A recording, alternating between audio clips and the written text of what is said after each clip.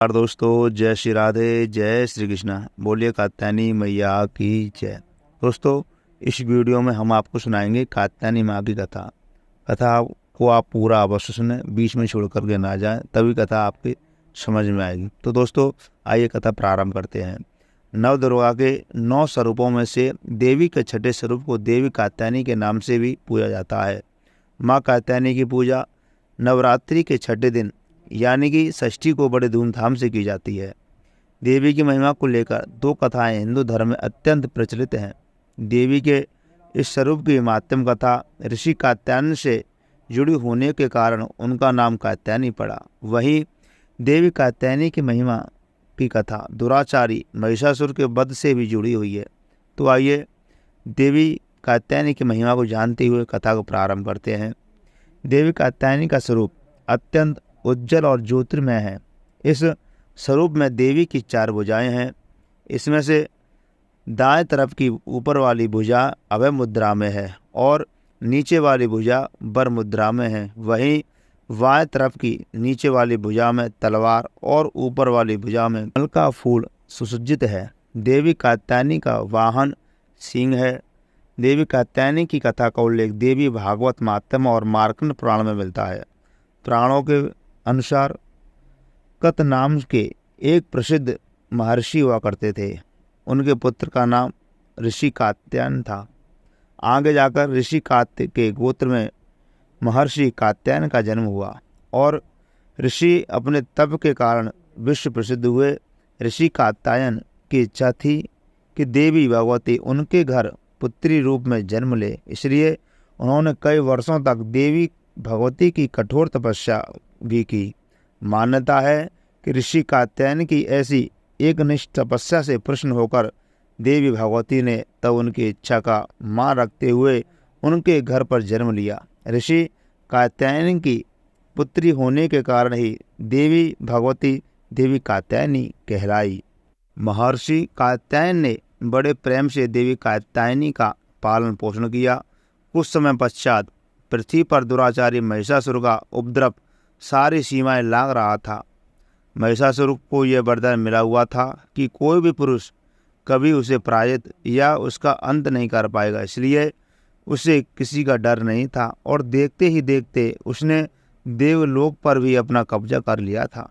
तब भगवान विष्णु, प्रजापति ब्रह्मा और देवादिदेव महादेव ने उसका विनाश करने के लिए अपने अपने तेज से मिलित एक देवी को उत्पन्न किया। मान्यता है कि महर्षि कात्यायन ने इस देवी की सर्वप्रथम विधिवत पूजा की थी, इसलिए देवी को कात्यायनी के नाम से भी जाना जाता है।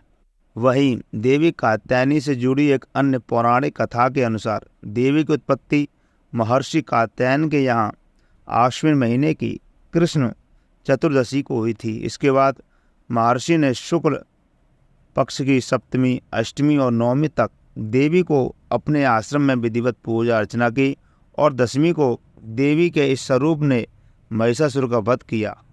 यही कारण है कि देवी के इस स्वरूप को देवी कात्यायनी के नाम से जाना जाता है। महिषासुर का अंत करने के कारण देवी को महिषासुर मर्दनी के नाम से भी जाना गया। इसके अलावा देवी कात्यायनी से जुड़ी एक और मान्यता ये भी है कि देवी दुर्गा का यह स्वरूप अमोघ फलदायी है। ब्रज की गोपियों ने कर्णावतार श्री कृष्ण को अपने पति के रूप में पाने के लिए कालिंदी नदी के किनारे, यमुना नदी के किनारे देवी कात्यायनी की अर्चना आदि की थी। इसी कारण वर्तमान में भी देवी कात्यायनी समस्त ब्रजमंडल की अधिष्ठात्री देवी के रूप में प्रतिष्ठित है। स्कंद पुराण के अनुसार देवी कात्यायनी के बारे में उल्लेख मिलता है कि उनकी उत्पत्ति परमेश्वर के सांसारिक क्रोध से हुई थी। नवरात्रि के छठे दिन देवी दुर्गा के इस स्वरूप की पूजा का काफ़ी महत्व है। ऐसी मान्यता है कि देवी कात्यायनी की पूजा में लाल और सफ़ेद रंग के कपड़े पहनना शुभ माना जाता है। मान्यता तो यह भी है कि माँ कात्यायनी के चरणों में अपना सब कुछ समर्पित करते हुए उनकी आराधना करने वाले भक्तों को उनके दर्शन प्राप्त हो जाते हैं। देवी के इस स्वरूप के पूजन से भक्तों में एक अद्भुत शक्ति का संचार होता है। देवी कात्यायनी का ध्यान गोधूली बेला में करना चाहिए। देवी कात्यायनी को शहद अत्यंत प्रिय है, इसलिए नवरात्रि के छठे दिन देवी कात्यायनी की पूजा में शहद या शहद से बनी चीज़ों का भोग अवश्य लगाना चाहिए। देवी कात्यायनी के विधिवत पूजन के पश्चात महादेव की भी पूजा करने की मान्यता है। देवी दुर्गा के कात्यायनी अवतार की कथा हमें यह सीख देती है कि अगर भक्ति और संकल्प सच्चा हो तो परम प्रकृति की कृपा सदैव बनी रहती है।